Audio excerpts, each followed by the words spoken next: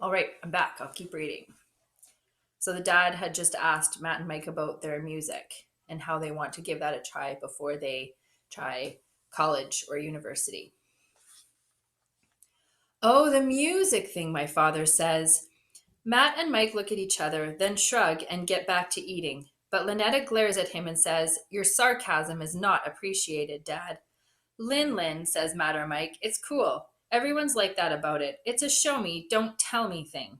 That's a great idea, Lynetta says, jumping out of her seat and dashing down the hall. Mom freezes, not sure what to do about Lynetta, but then Mrs. Baker says, Dinner is absolutely delicious, Patsy. Thanks, Trina. It's nice to have all of you over. There's about 3 seconds of quiet, and then Lynetta comes in and jabs at the CD player buttons until the drawer slides back in. Lynn, no, not a good idea, says Matt or Mike. Yeah, Lynn, it's not exactly dinner music. Tough, says Lynetta and cranks the volume. Boom, whack, boom, boom, whack. The candles practically shake in their holders, then guitars rip through the air and about blow them out. Matt and Mike look up at the speakers, then grin at each other and call over to my dad. Surround sound. Awesome setup, Mr. Losky. All the adults were dying to jump up and turn the thing down, but Lynetta stood guard and just glowered at them. And when the song's over, Lynetta pulls out the CD, punches off the player, and then smiles, actually smiles at Matt and Mike and says, That is the raddest song. I want to hear it again and again and again. Matt or Mike says to my dad, You probably don't like it, but it's what we do. You boys wrote that song? Uh huh. He motions Lynetta to pass the CD over, saying, Just the one song? Matt or Mike laughs and says, Dude, we've got 1,000 songs, but there's only 3 on the demo. Dad holds up the CD. This is the demo? Yeah. He looks at it a minute and says, So if you're poor, how do you afford to press CDs? Dad, Lynetta snaps at him. It's okay, Lynn, just a joke, right, Mr. Losky? My dad laughs a little and says, Right, but then adds, Although I am a little curious, this is obviously not a home done demo, and I happen to know studio times costs a lot for most bands. Matt and Mike interrupt him with a slamming hard high five. And while I'm getting uptight about my dad asking them questions about money, of all things, my mom's fumbling all over herself, trying to sweep away my dad's big paw prints. When Rick and I met, he was playing in a band. That's Bryce's dad. Poached salmon was suddenly swimming down the wrong hatch, and while I'm choking, Lynetta's bugging out her raccoon eyes, gasping, You, Dad, played in a band? What, did you play clarinet? No, honey, my mum says, trying to hold it all together. Your father played guitar. Guitar? Cool, Matter Mike says. Rock? Country? Jazz? Country, my dad says, which is nothing to scoff at, boys. Dude, we know. Total respect, man. And when our band looked into getting a demo made, it was astronomically expensive. Astronomically is a great triple scoop word for very, very expensive. That was in a big city where there was a little competition. Getting a demo made around here? I didn't even know there was a facility. Matt and Mike are still grinning. There's not. So where'd you go and how'd you afford it? My mother whacks him under the table again, so he says, I'm just curious, Patsy. Matt and Mike lean in. We did it ourselves. This right here? You did this yourselves? That's impossible. He's looking almost mad about it. How'd you get the gear? My mom kicks him again, but Dad turns on her and says, Stop it, would you? I'm just curious. Matt or Mike says, It's cool, Mrs. Losky. He smiles at my dad and says, We kept cruising the internet and our trade's looking for a deal. Everyone's blowing out their old analog gear for digital because that's the move everyone else has made.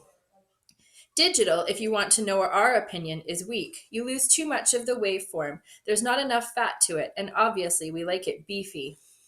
My granddad puts a finger up and says, "But a CD's digital, so." Exactly, but that is the last and only step we'll compromise on. It's just a necessity of being part of the industry.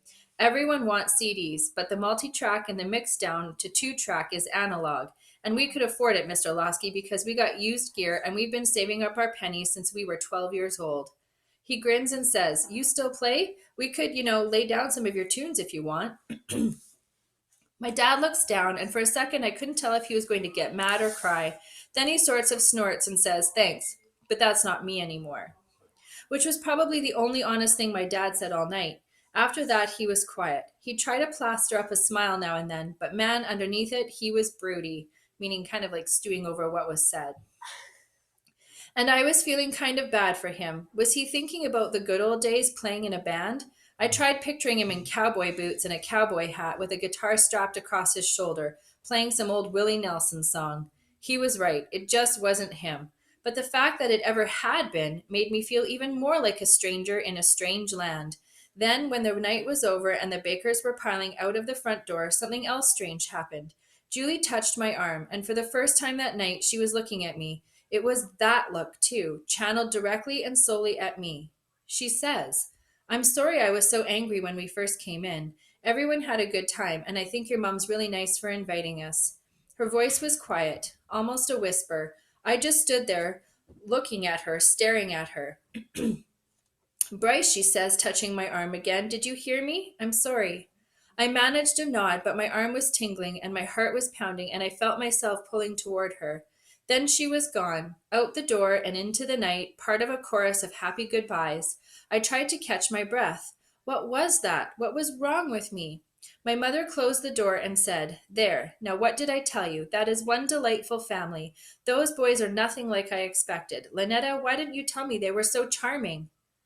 They're drug dealers, is what they are. Everyone turned to my father and dropped their jaws. What? My mother said. There is no other way those boys could afford to buy recording gear like that. He glared at Lynetta. Isn't that so? Lynetta's eyes looked like they were going to pop right out of her head. Rick, please, my mother said. You can't just make accusations like that. It's the only thing that makes sense, Patsy. Believe me, I know how musicians are. There is no other explanation for this. Lynetta shouted, I happen to know for a fact that they don't use or deal. Where'd you get off saying something like that? You are two-faced, condescending, and narrow-minded. There was a split second of silence, and then he got really upset with Lynetta. That put my mother in his face like I'd never seen and sent my sister screaming insults over her shoulder as she ran down to her room. My heart was pounding. Lynetta was right, and I almost got in his face too, and told him so. But then my granddad pulled me aside, and we both retreated to our own little corners of the house. Pacing around my room, I had the urge to go talk to Lynetta, to tell her that she was right, that Dad was way out of line. But I could hear her through the walls, crying and screaming while my mom tried to calm her down. Then she stormed out of the house to who knows where, and my mom took up with my dad again. So I stayed put. And even though the earth quit quaking around 11 o'clock, there were tremors out there. I could feel them. I don't mean actual earth tremors, just things settling down from everyone being upset. As I lay in my bed staring out the window at the sky, I thought about how my dad had always looked down on the Bakers, how he'd put down their house and their yard and their cars and what they did for a living, how he'd called them trash and made fun of Mr. Baker's paintings. And now I was seeing that there was something really cool about that family, all of them. They were just real. And who were we? There was something spinning wickedly out of control inside this house. It was like seeing the inside the Baker's world had opened up windows into our own, and the view was not a pretty one. Where had all this stuff come from, and why hadn't I ever seen it before? So that's the end of the chapter, and I just want to say something to think about. Sometimes when we see other people who have things that we want or we think that we need in the world. So say you really want to be a good artist or a good soccer player, and we see someone else who is a good soccer player or they have those things. Sometimes we feel a little bit jealous and we wonder, why do they have those things and we don't? Why can they go do this and I can't? And so sometimes it makes people feel really badly about themselves inside. And so then they tend to take it out on other people. And I think that's what's happening with Bryce's dad, that he used to be a musician and he used to love it. And he's jealous of these boys who are making it work. They're making it happen. And so he's saying things about them that aren't true.